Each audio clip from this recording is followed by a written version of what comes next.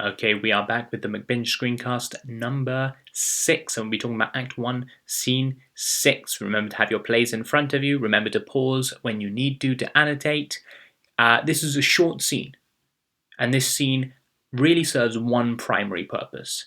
This scene serves the purpose to really drive home A, how naive Duncan is, B, how deceitful Lady Macbeth is and how evil she is, and C, how easy it is for manipulative and evil people to trick good people.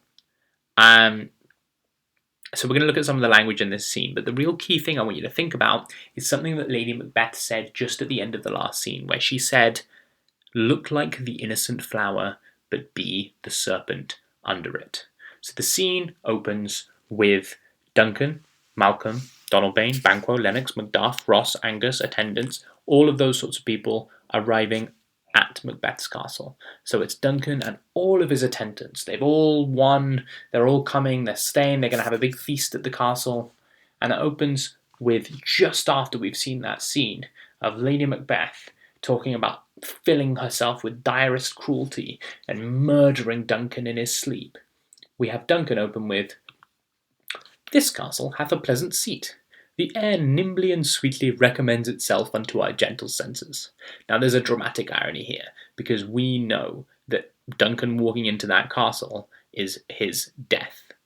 These are as Lady Macbeth said in the previous scene, she said, "The raven himself is hoarse that croaks the fatal entrance of Duncan under my battlements." And yet Duncan's arriving here and he's like, "Oh, lovely day today, really nice, pleasant air, I'm having a great time."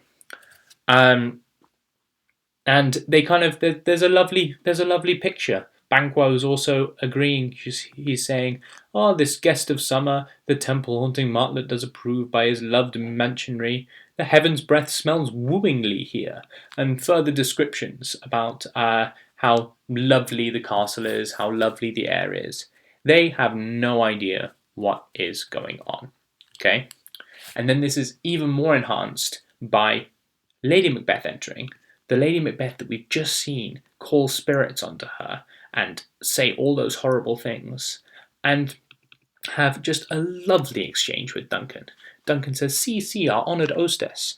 The love that follows us is sometime our trouble, which we thank as love." So she's saying, he loves Lady Macbeth. They're close. And Lady Macbeth replies with, "All our service in every point, twice done, and then done double, were poor and single business to contend against those honours deep and broad wherewith your majesty loads our house."